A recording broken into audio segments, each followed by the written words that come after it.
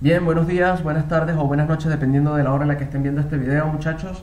Hoy vamos a hablar someramente un poco sobre lógica, para entender y entrar a estudiar algunos argumentos falaces o engañosos que son muy típicos de la retórica, del discurso político, de la religión, del derecho, de la publicidad, de la propaganda, de los medios de comunicación, y que de hecho son muy empleados por los periodistas, digamos, ¿no? Entonces, bueno, comencemos a hablar un poco sobre lógica. Lógica. La lógica es una rama de la filosofía, muchachos, que estudia los principios del razonamiento válido. La palabra viene del griego antiguo logike, que vendría a significar pensamiento dialéctico o argumentativo dotado de razón. Aristóteles es conocido como el padre de la lógica por su obra Órgano, que en griego significa instrumento o herramienta, ¿no? Y por su obra Refutaciones sofísticas, que en latín vendría a ser Sophisticis Elenchis. ¿Bien? Nociones básicas de lógica y de la epistemología. Bien, muchachos, la lógica, siendo una rama de la ciencia que se fundamenta en un sistema formal, es decir, la lógica posee sus propias reglas, sus propias premisas, axiomas, definiciones, proposiciones. En definitiva, la lógica posee su propio lenguaje formal, su propia gramática formal, y por tanto la lógica es analítica, ¿no? La palabra analítica viene del griego análisis, ¿no? Que significa descomposición, para hallar la verdad y comprender algo, en este caso un fenómeno, ¿no? Hay que descomponerlo en sus partes constitutivas, eso es lo que significa análisis. El todo, descomponerlo en varias partes para poder comprenderlo muchísimo más a fondo, ¿no? En el caso de las ciencias, sociales y de las ciencias naturales, la verdad, entre comillas, se comprueba de manera empírica, es decir, por observación del fenómeno o del mundo real. Bien. La epistemología, por su parte, es la teoría del conocimiento, ¿no? La palabra viene del griego episteme, que vendría a significar conocimiento, ¿no? Conocimiento más sublime, más profundo. Y para Platón, ese conocimiento, el episteme, era una creencia sustentada y asumida como una verdad en el campo de las ideas. Esto es sumamente importante para poder entender lo que para los griegos significaba el episteme, ¿no? Es decir, es una creencia sustentada con base, ¿verdad? Y que es asumida como una verdad universal, inmutable, ¿verdad? Eso es lo que es el episteme para los griegos, y en este caso para Platón, ¿no? Pero esa verdad entra en el plano de las ideas, es decir, de lo intangible. Bueno, por eso es que Platón asume que esa creencia es sustentada y asumida como una verdad en el campo de las ideas y que llamó mundo inteligible. Es decir, es un conocimiento intelectual. A diferencia de la doxa, ¿verdad? En griego doxa vendría a ser una mera opinión en el campo de las ideas. Es decir, una opinión que no tiene mucho fundamento, no está sustentada, sino que es producto de la experiencia de la persona con su entorno o con el mundo real, ¿no? El conocimiento para Platón. Bien, Platón en su obra La República, ¿verdad? Expone su teoría del conocimiento. Del conocimiento, eso sí, hay que dejarlo bien claro, en el mundo de las ideas. ¿Bien? Entonces, él expone esa teoría del conocimiento del mundo de las ideas de la siguiente manera, ¿no? Para él hay un conocimiento sensible, que es la doxa, opinión, y la divide en dos. En primer lugar, la imaginación, que es la eikasia, y por otra parte, la creencia o fe, que vendría a ser pistis. ¿Bien? Por otra parte, está el conocimiento inteligible, que vendría a ser el episteme, ¿verdad? Que es ciencia formal. que es la ciencia formal, ¿no? Como tal. Y esta a su vez la divide en dos: en razonamiento discursivo, la dianoia, y por otra parte la intuición, que es la noesis. ¿Bien?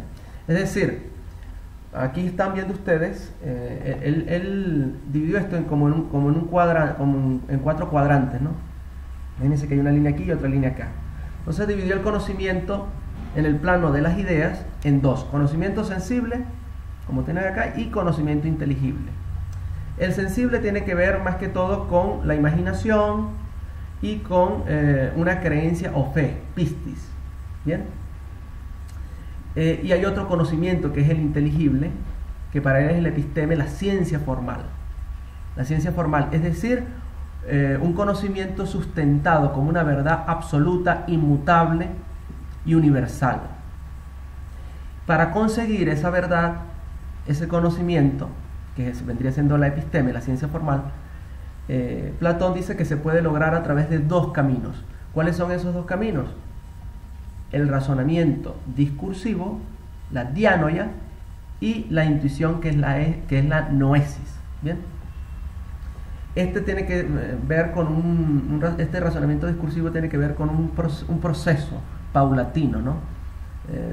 Para alcanzar la verdad.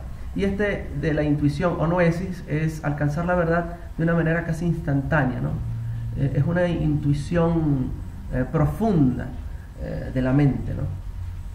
Más o menos para que puedan entender y acercarse al pensamiento de Platón como tal, ¿no? Sigamos. Para Platón, la episteme, conocimiento, ¿verdad? Tiene como fin último encontrar una definición inmutable, universal e irrefutable, como ya les estaba diciendo, ¿no? ¿De qué? De las cosas. Para él se puede lograr de 2 maneras, ya se los había dicho, aquí vamos a hacer un repaso. Conocimiento inteligible, ciencia formal; razonamiento discursivo, dianoia; intuición, noesis, ¿verdad? Eso ya se lo expliqué a grosso modo. Ahora, el razonamiento discursivo o dianoia, vamos a leer lo que dice acá, es la mera obtención o es la manera de obtener conocimientos a través de la razón y un proceso sistemático, ¿no? Para Platón es propio de los matemáticos, cuando él escribió en la República lo siguiente: me parece que llamas dianoia y no nous a la ciencia de los geómetras y otros sabios del mismo género, porque la dianoia es algo intermedio entre la opinión doxa y el nous. Eso lo escribió Platón en la República. Por otra parte, la intuición o noesis, ¿verdad? Significa intuición, ¿no? La noesis es intuición, que para Platón es la capacidad de la razón de intuir la verdad y alcanzar el conocimiento de manera inmediata, o sea, casi que instantánea, considerando esta superior a la dianoia. Platón consideraba que la intuición o noesis era superior a la dianoia. Mayéutica de Sócrates. Bien, vamos a leer aquí rapidito. Sócrates empleó la palabra mayéutica, ¿okay? Mayéutica, que el griego se pronuncia mayéutike, ¿okay? De ahí viene la palabra mayéutica en español, para referirse a un método filosófico de investigación. En una parte del diálogo Taetetos, ¿bien? Teeteto en español, de Platón, que trata sobre el saber, Platón dice que Sócrates practica un arte parecido al de su madre, Fenaretes, que era comadrona, ¿no?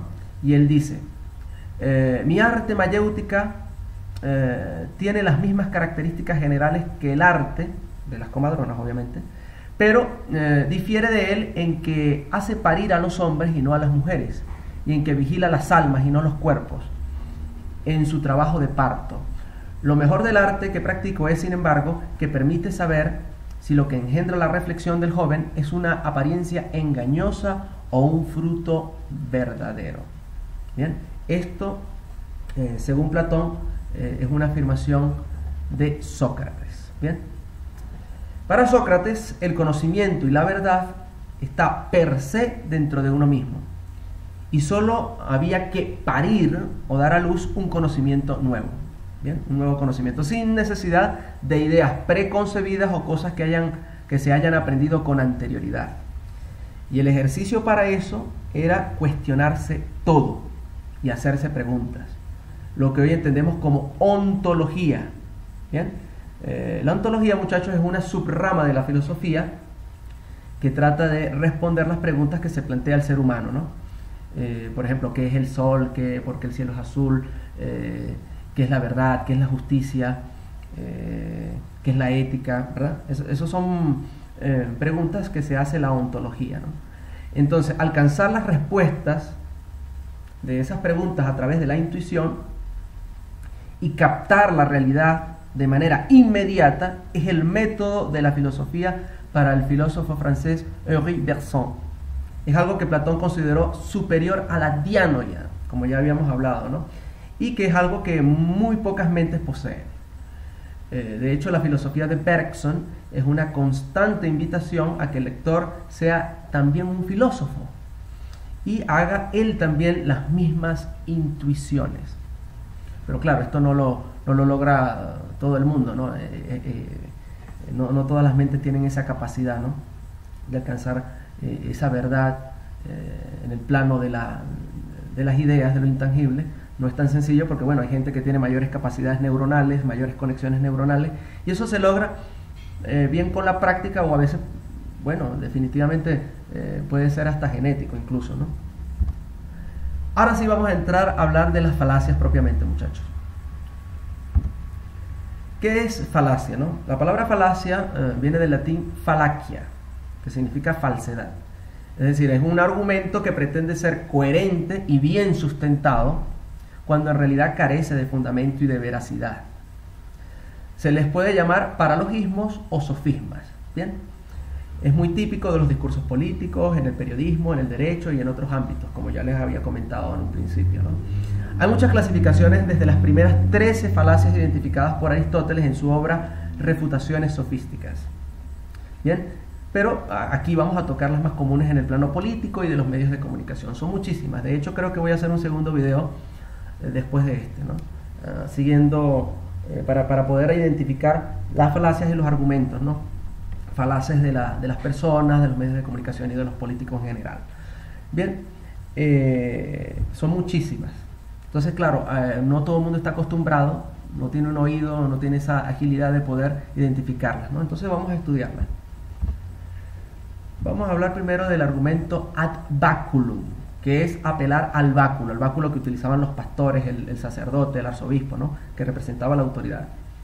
Entonces, el argumento ad baculum es apelar precisamente a eso, al báculo o a la autoridad, ¿no?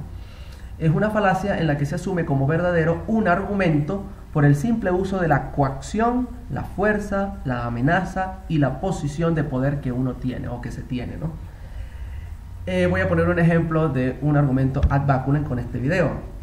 Me imagino que algunos lo deben haber visto alguna vez. Señor presidente del Banco Provincial. Rodríguez. Es el presidente Chávez, como ya usted sabe. Y yo estoy aquí en una cadena nacional, en una asamblea en cadena nacional.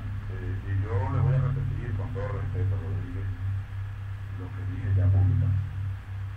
Si el Banco Provincial que usted preside aquí en Venezuela no está dispuesto a cumplir con las leyes, los decretos presidenciales, comience usted a entregarme el banco. Yo le voy a pagar lo que cuesta el banco. ¿Oyó? ¿Tiene usted algo que responderme? Sí, por supuesto. Que su voz salga en cadena. No, yo solo puede usted ir al canal 8 cuando quiera y allá le pueden dar una cadena, no está el ministro Izarra. De todos modos, yo le voy a repetir lo que le estoy diciendo. Esto es muy, muy serio. O usted cumple con las leyes o entrégueme el banco. Dígame cuánto vale el banco. Fíjense, ¿no? Aquí él prácticamente está combinándolo a que le entregue el banco. Eso es lo que quiere, ¿no? Hay una coacción, hay una fuerza allí. Él asume como verdadero, aquí Chávez está asumiendo como verdadero que él está incumpliendo las leyes. No ha habido juicio, no se ha efectuado ningún procedimiento para verificar si es verdad o no eso. Simplemente él asume que eso es verdad, ¿verdad? Y emplea la fuerza y la coacción para hacerse con el banco, ¿no? Oye, no voy a discutir con usted. Vamos a adelantarlo un poco, porque este es un poco largo. Después yo les voy a mandar estas láminas, esta lámina o este archivo de PowerPoint para que ustedes vean con más calma y logren identificar este argumento ad baculum, esta falacia, ¿no? Usted está diciendo que no es correcta. Ahí. Fíjese, ¿no? Él está diciendo que no es correcta. Ahí está diciendo que no es correcta, ¿no? Está hablando con unas personas Ahí acá. tienen ustedes un documento. Ahí tienen un documento. Yo creo que usted lo pueden estar. Usted está diciendo que estas personas están falseando la verdad. ¿Ve? Entonces, vamos a adelantarlo. Falso, ¿verdad? Todo esto, quiéralo o no lo quiera, caballero. Quiéralo como Poncio Pilato, ¿verdad? Asuma su responsabilidad. Tienen que asumir una responsabilidad hacia el frente de su banco y apoya. No, mire, dígame cuánto cuesta el banco. Yo le compro el banco. Yo le compro, no, usted sabe que yo no tengo problema. Yo le pago el banco y no está en venta, pero usted sabe que yo lo puedo expropiar perfectamente. Lo puede expropiar, coacción y fuerza. Porque yo soy el presidente, ¿no? Yo tengo una posición de poder. Lo puedo expropiar. Pero es que usted tenga cuidado con lo que me responda, ¿sabe? Porque usted me está diciendo que el banco no está en venta, pero yo se lo puedo expropiar ya, inmediatamente si quiero. Ahí está, si quiero, ¿no? Ahí ya no está apelando a la lógica, a la razón y a los argumentos de las personas aquellas que tienen documentos en la mano para tomar la decisión, ¿no? Ya eso forma parte de un complejo de superioridad de Chávez, que en el fondo no es más que un complejo de inferioridad mal canalizado, ya desde el punto de vista psicológico, ¿no? Esto nos podría hablar un poco mejor alguna persona que sepa sobre psicología, ¿no? Yo ya no voy a entrar en ese plano, así que bueno, vamos a seguir con el otro argumento. Argumento ad consequentiam. Es una falacia en la que se pretende negar un argumento cuando éste es contraproducente o negativo. Vamos a poner el siguiente ejemplo. Aquí está, ya conocen al personaje. Y para la sociedad, Carlito, ¿qué se está haciendo, Carlito? Sí, presidente, buenas tardes a toda la población en general, el pueblo de Venezuela. En este momento tenemos 4.000 unidades de producción desde la educación media y la unidad primaria. 4.000 liceos y 4.000 unidades. Habla por Con ejemplo. escuelas, instituciones educativas entre escuelas y... ¿Pero eso está marchando o está a medio marchar? Dime la verdad, Carlito. ¿Cómo está eso en los liceos? ¿Cómo están los huertos? ¿Cómo está la producción de semillas? A media marcha, presidente. A media marcha. ¿Por qué está a media marcha? Si es una prioridad que yo he establecido como presidente de la República. ¿Por qué Aquí está, fíjense ustedes, ¿no? ¿Cuál es el Carlitos viene y dice que la cuestión va a media marcha, ¿no? Eso es negativo, ¿no? Él está argumentando, explica que es algo negativo, es algo contraproducente, ¿no? La producción va a media marcha. Entonces Maduro intenta o pretende no negar, sino más bien, digamos, decir que no es posible, ¿no? De manera velada. Dice, no es posible que eso esté pasando porque yo he ordenado que eso vaya a toda marcha. Como que si por el simple hecho de decir que, o por un simple deseo, las cosas tienen que marchar a full marcha, ¿no?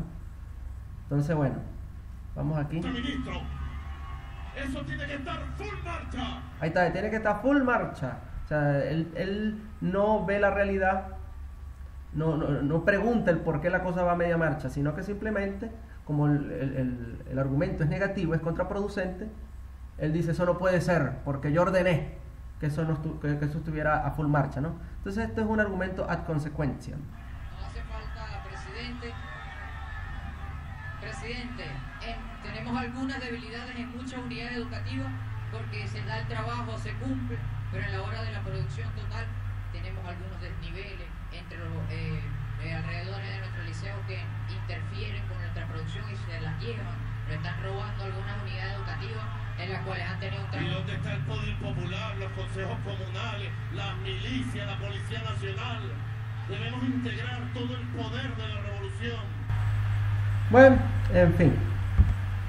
Sigamos. Argumento ad hominem, dirigido al hombre, ¿no? En este caso va a ser dirigido a una mujer, a Andreina Flores, ¿no? Que es una periodista que le sacó la piedra a Chávez en más de una ocasión. Bien, el argumento ad hominem es una falacia en donde al no tener un argumento sólido ni sustentado ante una realidad, se apela al descrédito de la persona que plantea una afirmación, ¿bien?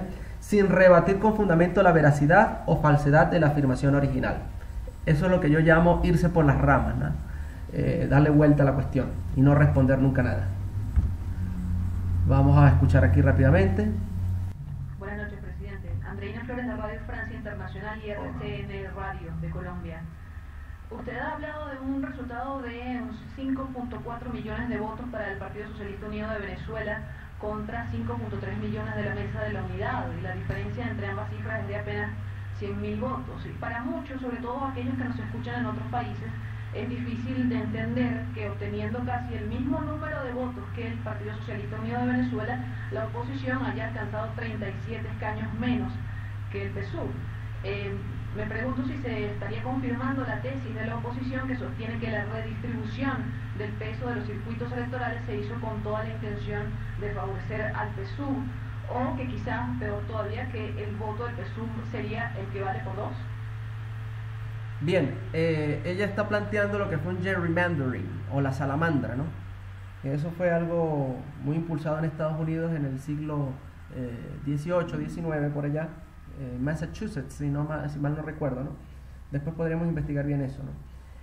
Lo de la redistribución de los colegios electorales. En pocas palabras, lo que se hizo fue darle mayor peso a las circunscripciones donde el chavismo era más fuerte, evidentemente. ¿Dónde son?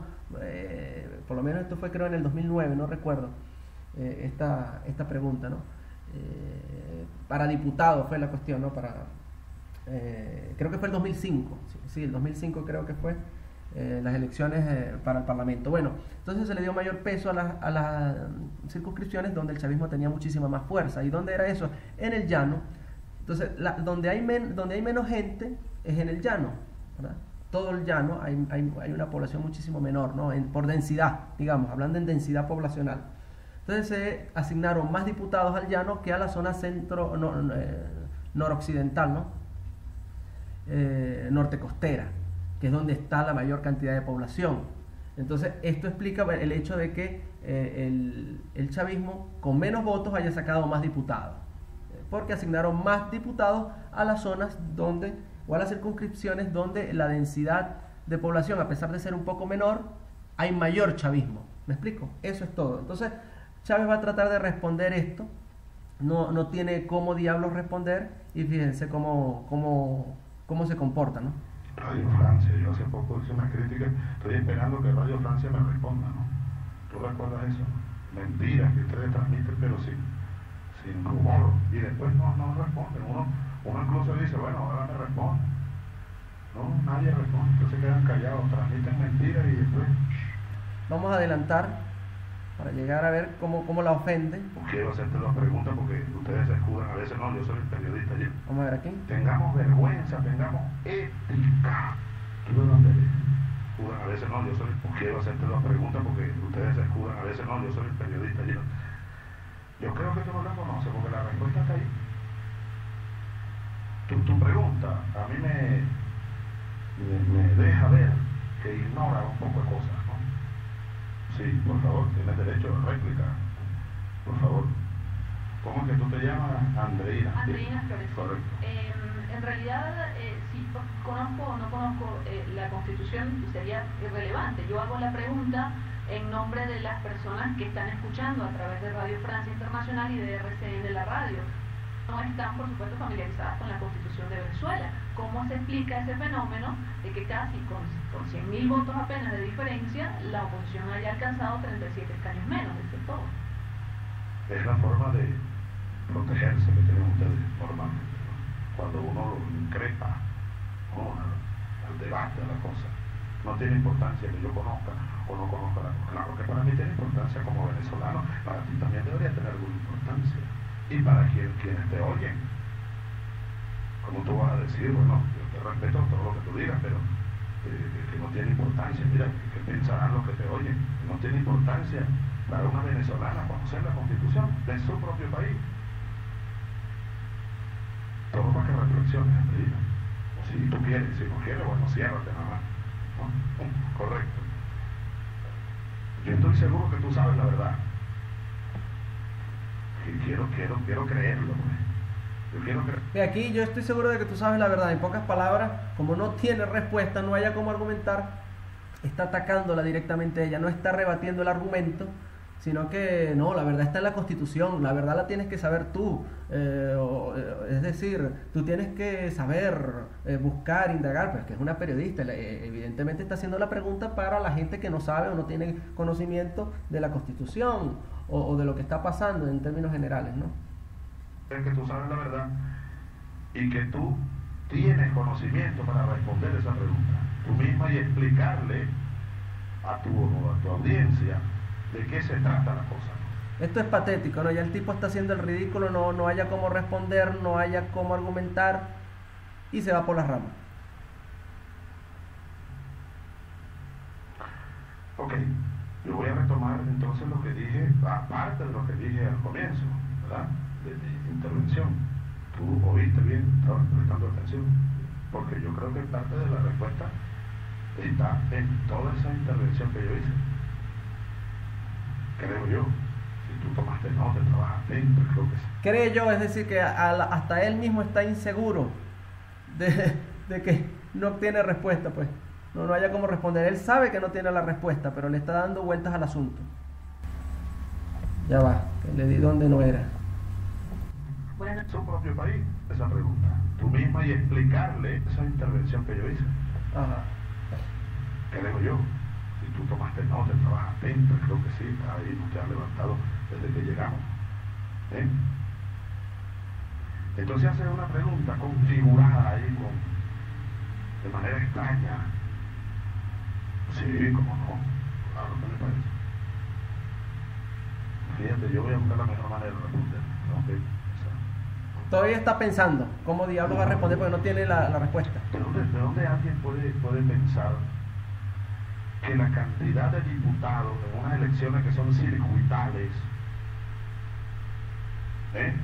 Aquí me voy a detener porque de verdad que este argumento ad hominem es muy importante estudiar. 70% de los electos, por eso digo, te sugiero que tú investigues un poco más, porque esa pregunta está hecha como gelatinosa, no tiene fundamentación lógica. Lo peor de todo es que O sea, tiene el tupé de decir que la pregunta no tiene fundamentación lógica, y el único ilógico aquí es él, porque está haciendo el ridículo. O sea, ya es tal el grado de vuelta, de irse por las ramas, que la gente, yo creo que hasta los mismos chavistas y ministros que estaban ahí estaban incómodos ya. Pareciera que tú ignoras totalmente lo que aquí pasó. Mire la cara ahí de Eva Gollinger, completamente, ¿no? ¿De dónde tú eres? Es un poema, la cara de Eva Gollinger.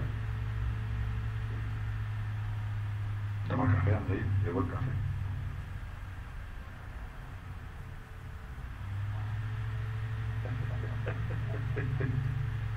Ella quiere que yo le responda como ella quiere. Sí, porque no ha respondido nada. Correcto. Yo tengo el temor de que yo te responda aquí media hora haciendo un esfuerzo y tú igualito. Tengo el temor, ¿sabes? Porque yo hablé aquí como una hora. Sí, puro perdiendo tiempo, porque no ha habido más imbécil más grande que él en toda la historia republicana de Venezuela. Tendrías que saber. Yo hice un esfuerzo, como lo dije, para aportarle a ustedes, a todos, alguna información que pueda ser útil para su análisis sobre lo que aquí ocurrió ayer. Ok. Entonces, el 80%,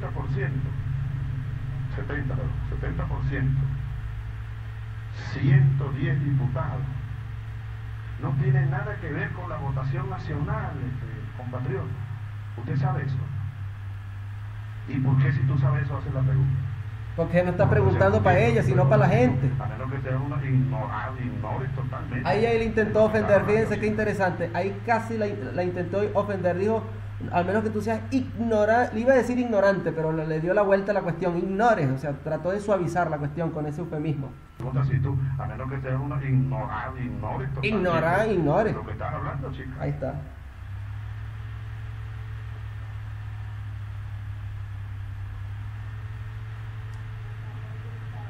Ok, está bien. Desde ahí nadie te va a sacar de un disco que tú tienes cuidado. Es un disco que tú tienes ahí, lo pegas. ¿Sí? ¿Cómo?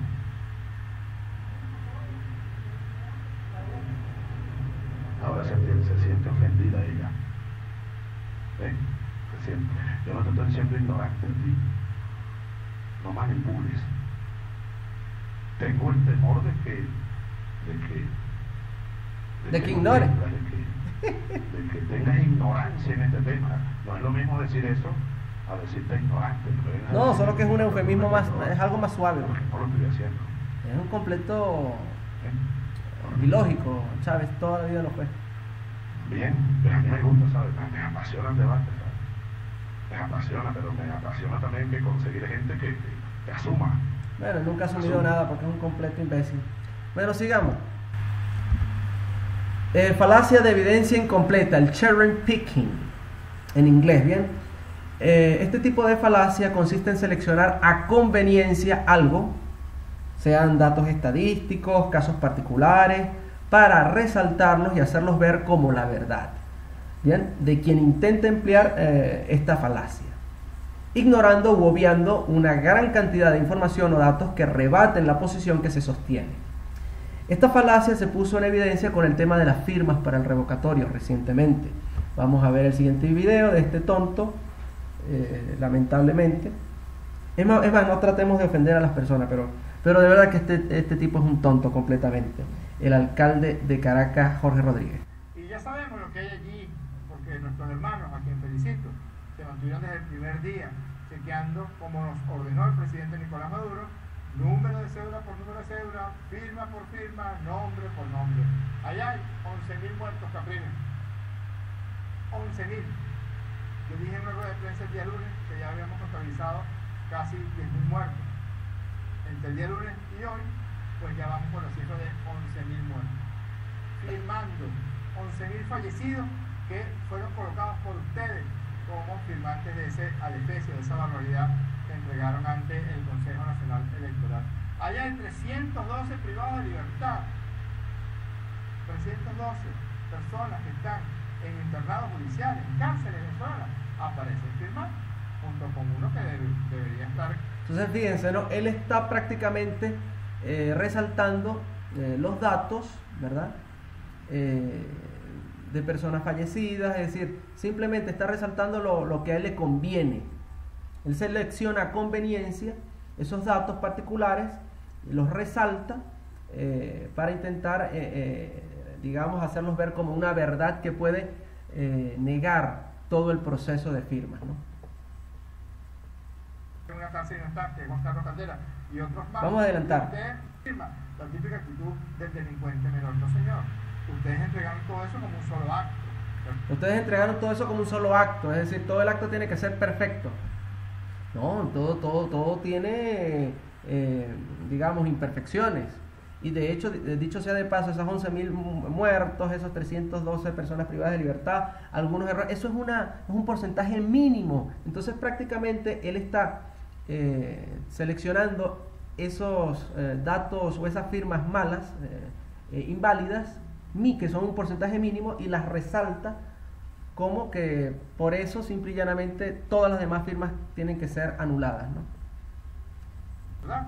Si usted va a comprarse un carro y le piden su estado de cuenta y usted tiene 10.000 bolos en la cuenta y falsifica el estado de cuenta y dice no, yo realmente lo que tengo son 100 millones de bolívares en la cuenta de ahorro del banco, usted está cometiendo un delito, usted está forjando un documento y seguramente lo menos que harán es rechazarle el crédito que... Fíjense el ejemplo que pone, él prácticamente está poniendo un ejemplo de un contrato, pero eso ya es en otro plano, es completamente distinto, porque cuando uno va a comprar un carro, va a pedir un crédito, ¿verdad? Eso ya es en el plano de un contrato desde el punto de vista monetario. Entonces si falsifica algo, ahí se cae pues el contrato, pues se cae la compraventa. Pero eso no es lo mismo con las firmas, porque aquí esto no es un contrato. El revocatorio es un derecho de las personas, ¿verdad? Es algo que tiene que ver con la voluntad de las personas, de la mayoría, y no tiene nada que ver con un contrato desde el punto de vista monetario. Entonces esta gente pareciera que sabe lo que está haciendo, y emplea ejemplos, otras falacias para tratar de reforzar y justificar esta falacia de evidencia incompleta o cherry picking. Solicitud. Casi más de una de cada 3 firmas está defectuosa, está fraudulenta. Sigamos adelante, vamos a adelantarlo, esto lo podrán ver ustedes más adelante completo en el archivo de PowerPoint. El doctor presidente de Venezuela, alias El Picul, no hay manera de que alguien considere esto una solicitud seria.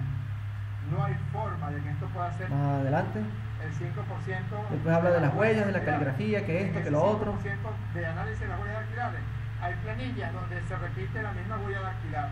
Imagínense si... Bueno, fíjense, todo eso que está diciendo es verdad, pero el hecho de que sea verdad no invalida todo, porque prácticamente el tipo está obviando, ¿verdad? Está ignorando u obviando una gran cantidad de información o datos. Es decir, hay 11.000 muertos, todos esos datos que está dando es una minoría, pero está obviando el hecho de que hay 1.300.000 firmas que sí son válidas y solamente se requieren 200.000 firmas buenas. Lo único que hay que hacer es depurar y punto. Filtrar y filtrar. Es precisamente el proceso de ir filtrando y detectando todas estas irregularidades, ¿verdad? Porque, cónchale, es imposible que en un proceso masivo la recolección de firmas sea impecable, perfecta. O sea, el ser humano se equivoca, puede equivocarse por error, por omisión o adrede. O sea, existen múltiples variables de por qué las firmas son incorrectas, pero se detectó que son una minoría. Entonces él quiere exaltar la minoría y echar por tierra la mayoría del 1.300.000 firmas. No habla de ahí está, fíjense, no habla de las 1.300.000 firmas que realmente son válidas, ¿ves? Entonces, bueno, sigamos. Aquí está este otro personaje que incurre en la misma falacia de evidencia incompleta o cherry picking. Este es más descarado todavía. No nos interesa hacer referéndum. Ellos son los que tienen que hacer el trabajo para llenar los requisitos. Nosotros sabemos que el presidente Nicolás Maduro va a estar hasta el año 2019. En el 2018, en diciembre del 2018, habrá elecciones. Y el presidente entregará a quien resulte ganador en el 2019. Ellos saben que eso va a ser así. Ellos saben que no van a poder recoger los 4 millones de firmas legalmente. Si hacen firmas listas, como están acostumbrados a hacer, con huellas falsas, con número de cédula falsa, con personas fallecidas, no lo van a lograr. Pero diputado, si estamos hablando de más de 1 millón de firmas, que 34 sean falsas por darle veracidad a esa versión, pues yo creo que no altera mucho el resultado, porque todo lo que se necesita son 200.000 para activar otras 4 millones. Así que es un poco desproporcionado el argumento. No es así, porque se requiere integralidad en las condiciones. Es como que son 200.000 firmas que tienen que cumplir con todas las condiciones. Hay una que no cumple y ya sabemos que debemos dudar del resto. Además, que haya 30, o sea, requiere integralidad en las condiciones. Es como que uno compre un carro nuevo y venga con un pistón malo. No importa, quedan 5 pistones buenísimos. No, hay uno malo. Yo quería el carro nuevo. Ese es el ejemplo que pone este del carro con los pistones. 5 pistones y uno está malo. Bueno, si se da cuenta de eso, lo que hay que hacer simple y llanamente es, usted se dio cuenta de que el pistón está malo, bueno, se retira y se le pone el nuevo y se soluciona el problema, ya está. O sea, plantea un disparate prácticamente, ¿no? Para tratar de justificar esta falacia de evidencia incompleta o cherry picking. Bueno, son 200.000 firmas que tienen que cumplir con todas las condiciones. Hay una que no cumple y ya sabemos que debemos dudar del resto. Además, que hayan 34 personas fallecidas firmando, ya es una demostración de que hay un fraude, no importa el tamaño que sea. O sea que 34 firmas invalidan. Es como que yo dijera, son corruptos, no es tan corrupto porque robó un poquito. No. Aquí pone un ejemplo totalmente ridículo. Es que el corrupto es corrupto, sea robe poco o robe mucho, es cierto. Pero en el caso donde se busca lo que es la voluntad de las personas, simple y llanamente lo que hay que hacer es un proceso sistemático de depuración. Porque al fin y al cabo hay una mayoría que sí cumple con los requisitos exigidos de las firmas. Imagínense, son 200.000 firmas y de hecho supera ya hoy en día a 1.300.000. Entonces por una va a echar por tierra las demás. Entonces bueno, aquí ellos sí ya no creen en la democracia, ¿no? De que la mayoría se impone a la voluntad de la minoría, ¿no? Aquí es una minoría de firmas chimbas se impone a la mayoría. Bueno, esto es la versión de ellos de la democracia, pero a la inversa, a conveniencia. Entonces bueno, es sumamente falaz y apelan al ridículo y a la inteligencia de la gente definitivamente, ¿no? Son sumamente patéticos estas personas. Si robó poquito, robó mucho, un corrupto. Entonces lo que usted me dice es que 34 firmas invalidan más de 1 millón. Es lo que me está diciendo. O sea que por irregularidades en 34 firmas o en cualquier otro número mínimo invalidaría todo el trabajo de recolección. Claro. Entonces cuando hay una irregularidad, pero entonces cuando hay una irregularidad en un proceso electoral, entonces por un voto, por una irregularidad, por alguien que se acerque a un centro de votación con los símbolos del partido, algo que está prohibido por la ley, ¿también debería invalidar el resultado electoral? No, son otras condiciones. Aquí sí son otras condiciones, ¿ves? Las condiciones, todo a conveniencia. Son imbéciles, de verdad. Es que se está tomando una posición un poquito... Es una obligación y tiene que cumplir con los requisitos para que esta opción sea la realidad. Bueno, hablemos del día. Bueno, patético totalmente. Este es el peor de todo. Ahora vamos a hablar del argumento ad crumenam. El argumento ad crumenam es una falacia que apela al dinero o a la riqueza, ¿no? Para afirmar que algo es cierto, solo porque quien lo sostiene es rico, o asocia cualidades positivas a priori en las personas que poseen riquezas. Ya conocen al personaje, Jaime Bailey.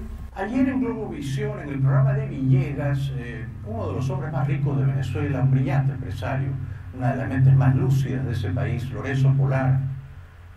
Bueno, Lorenzo Mendoza en realidad. Fíjense que está diciendo que es un empresario brillante, una de las mentes más lúcidas, y él no lo conoce.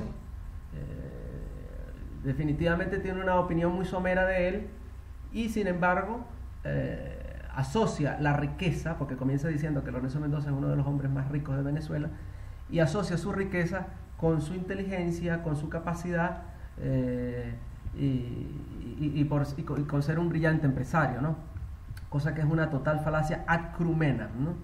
Es decir, asocia una cualidad positiva en Lorenzo Mendoza partiendo de que simple y llanamente es rico. No siempre es así, hay ricos que son totalmente estúpidos e ignorantes, ¿no? Y sumamente incultos. Bueno, en el caso de Lorenzo Mendoza no es así, un tipo bastante preparado, pero tener que a priori asociar su riqueza con su capacidad intelectual o empresarial es completamente absurdo. Y sobre todo si no lo conoce bien. Presidente de Empresas Polar, Lorenzo Mendoza, presidente de Empresas Polar, describió el estado catastrófico de la economía de Venezuela y explicó claramente cómo es que los dólares se han entregado de un modo tan corrupto. Es algo que es absolutamente insólito. La Polar no tiene dólares, no tiene acceso a divisas hace 13 años. Nosotros no tenemos divisas, las divisas las tiene el Estado. Tenemos un control de cambio. Además Bien, sigamos. Argumento ad verecundiam es una falacia que apela a la veracidad de una afirmación, solo porque quien lo sostiene es alguien con autoridad en la materia, ¿no? Es un argumento que apela a la autoridad o al master dixit. Es cierto porque el maestro lo dijo así. Es una falacia muy común, ¿no? En los ámbitos académicos también. Y bueno, para ir en contra de esta falacia hay una frase latina que dice amicus Plato sed magis amica veritas. Es decir, hay que ser amigo de Platón, pero más amigo de la verdad. Vamos a poner este ejemplo del historiador Pablo Victoria.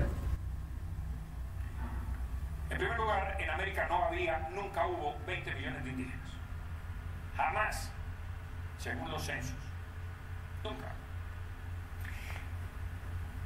Pero en 107 años, señores, y me he tomado el trabajo de mirar los inmigración española a América, de los barcos.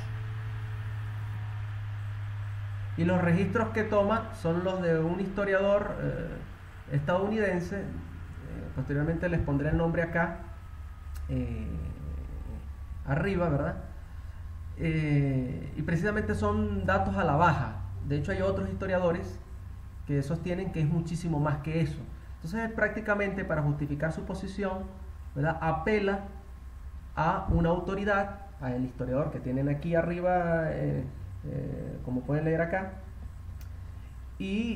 pero claro, a conveniencia, a la baja, ¿no? Porque ya de por sí, a pesar de que el profesor Pablo Victoria es una persona que yo considero tiene argumentos muy sólidos, a veces como que manipula, ¿no? Él a conveniencia toma datos o hace referencias a datos o de algún personaje o algún historiador de renombre para sostener su posición, ¿no?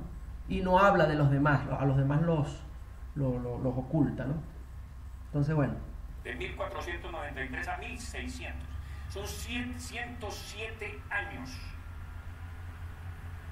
La inmigración española a América fue de 54.881 personas distribuidas a lo largo de 107 años. Miren ustedes, hasta 1519 llegaron 1.481 españoles. Luego llegan 13.262, luego 9.044, de 1.560 a 1.579, 17.586, y de 1.580 a 1.600, 9.508. Esos son datos de este historiador, que son a la baja. Pero no habla de los datos de este otro historiador, que son muchísimo más al alza.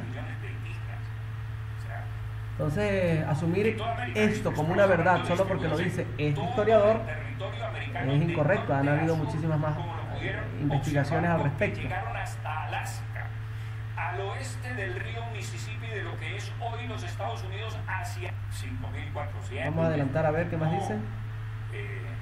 Que fue científica, según los últimos estudios y la verdad científica, según los últimos estudios de Harvard. Aquí está apelando a Harvard. Médicos especializados en enfermedades, en paleontólogos, que han estudiado los huesos de los aztecas.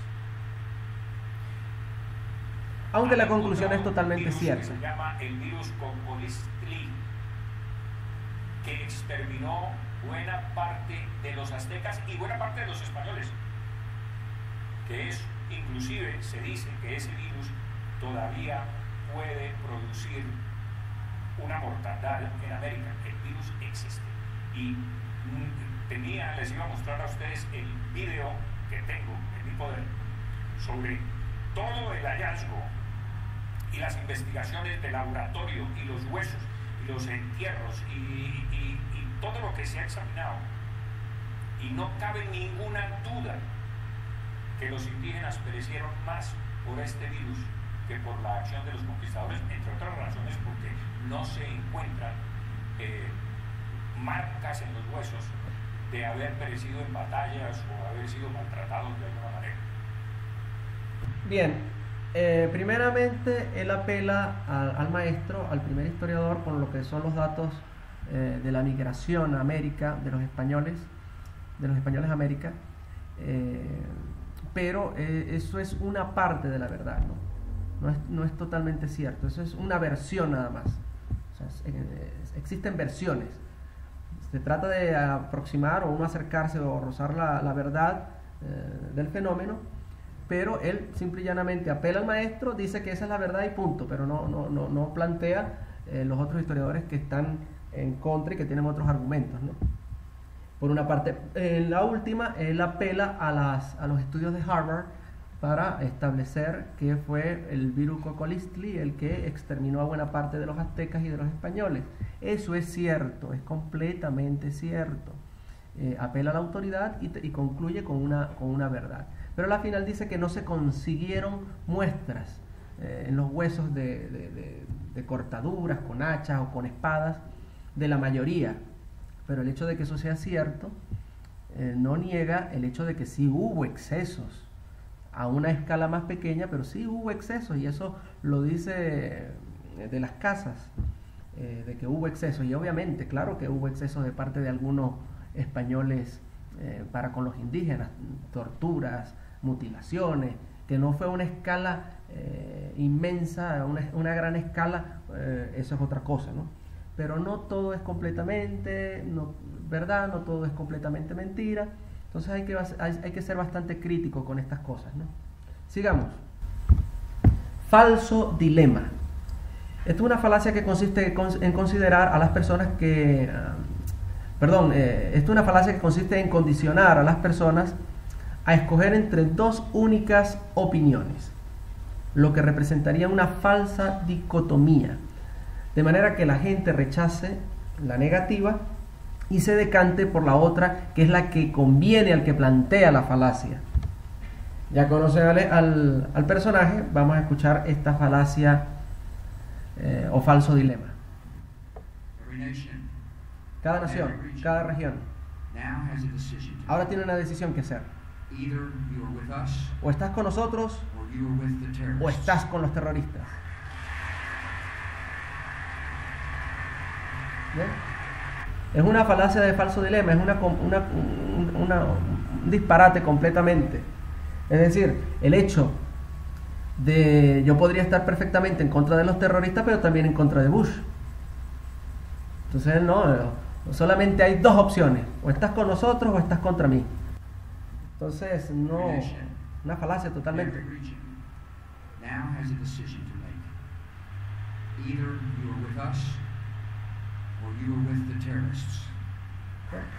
Prácticamente está condicionando a la gente a que rechace a los terroristas porque es algo negativo, y la gente escoja la otra opción, que es la que le conviene a él, que es el que está planteando esta falacia del falso dilema.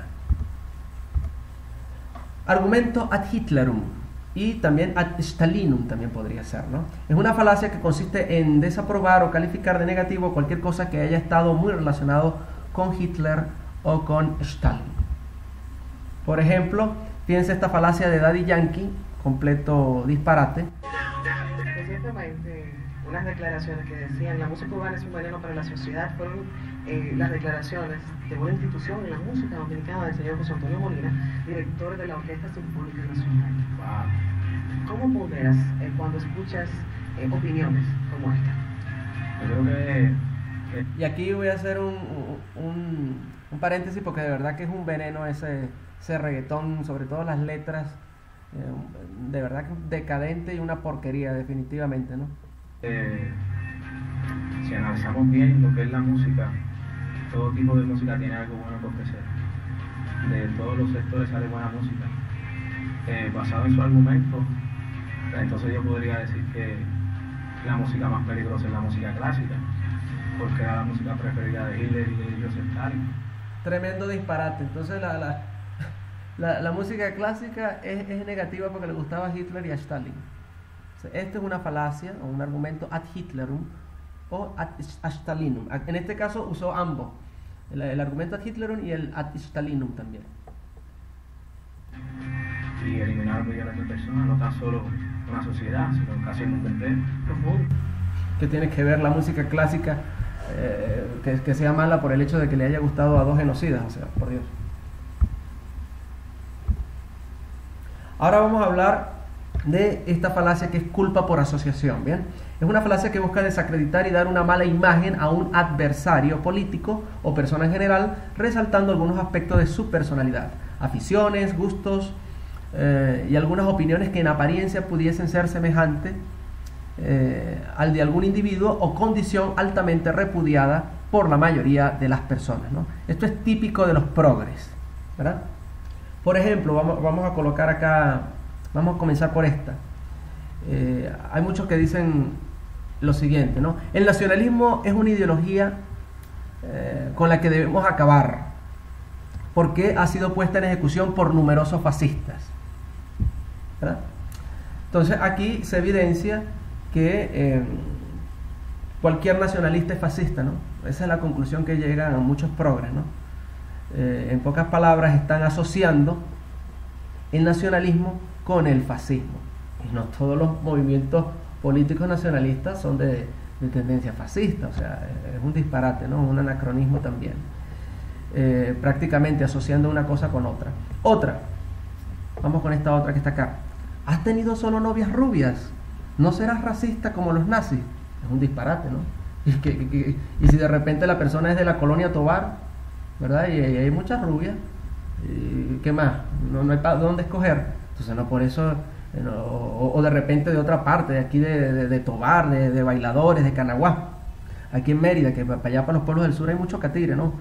Bailadores, algunos pueblos por ahí, algunas zonas, algunos caseríos. Entonces, claro, hay puras mujeres que son rubias, de ojos azules, bueno, no, o rubias o catironas, por decir algo. Entonces, por eso soy racista o filonazi, una cosa ridícula, ¿no?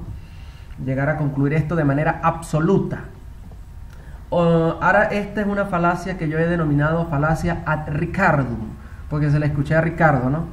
Entonces, fíjate, Ricardo, ¿te acuerdas cuando pasó aquel señor de la camionetota al frente del Palacio Arzobispal? El señor dijo lo siguiente, ¿no? ¿Estás en contra de todos los partidos de izquierda? Entonces eres de derecha, pana. Yo soy de izquierda. Y luego Ricardo vino y dijo, de izquierda, con esa camionetota. Entonces, fíjate, aquí estás asociando prácticamente una camioneta ostentosa, que vale mucho dinero, con las personas que son conservadoras, dirá, me imagino yo, no sé, Ricardo tendrá que aclarar esto, ¿no? Pero es evidente que con esa pregunta que hace Ricardo de izquierda y con esa camionetota, es como queriendo decir que, o sea, que todos los izquierda o que son izquierdistas tienen que ser pobres, no pueden tener una camionetota grande. O sea, es una falacia de asociación, es decir, prácticamente estás asociando a la izquierda con la pobreza y a la derecha con la riqueza, ¿no? Entonces es una falacia completa y ya más adelante estudiaremos esto con más detenimiento, ¿no? O por ejemplo, cuando un izquierdista del Partido Comunista dice, la gente de derecha es de real, alguien pobre no puede apoyar a un rico. Es una falacia, o sea, esto es vomitarse en la inteligencia de la gente y en la lógica, definitivamente. Porque asociar a la derecha con dinero es absurdo. Hay gente de derecha y conservadora que económicamente no es muy portentada, digamos, ¿no?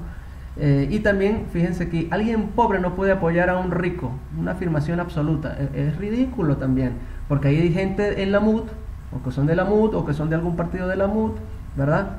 Que son pobres, ¿verdad? Y apoyan a Capriles, y Capriles es un tipo de clase alta, igual que María Corina. Entonces, por favor. En fin, ahora vamos a hablar este otro, ¿no? Esta culpa por asociación, ¿no? Un tipo adinerado dice, ese tipo sí se viste mal, debe ser un pobre inculto de barrio. Es decir, está asociando la cualidad de vestirse mal con la pobreza, cuando no siempre es así. Yo conozco gente muy rica y muy adinerada que se viste muy mal, o que se viste modestamente, sin marcas, sin nada, con ropa muy sencilla, ¿no? Entonces, esta afirmación de manera absoluta también es ridícula. ¿Bien? De hecho, si se ponen a ver, Lorenzo Mendoza no se viste con grandes marcas y cosas así, se viste muy sencillo. Entonces, por ejemplo, fíjense este otro, tipo pobre. Un tipo pobre dice, si ese tipo siempre anda vestido con marcas caras, todos los ricos son presumidos. Está asociando el vestirse bien con esa cualidad de vestirse bien y con marcas, con la riqueza. Eso, aunque estadísticamente pudiese ser cierto, no siempre es así. No todos los ricos son presumidos. Y aquí quiero hacer un paréntesis, más bien los que son presumidos son la clase media alta. Ellos son más presumidos porque quieren aparentar ser como la clase alta, y los más ricos, los super ricos, ¿no? Los hiper rich, que dicen algunos. Entonces, no siempre es así, ¿no? Ahora, vamos a ver este otro tipo de clase media, y esta, se los digo, la escuché de verdad una vez. Esta es verídica, no es construida por mí. Un tipo de clase media dijo, Lorenzo Mendoza se viste muy sencillo, con todo y que es muy rico, eso es para caerle bien a la gente pobre.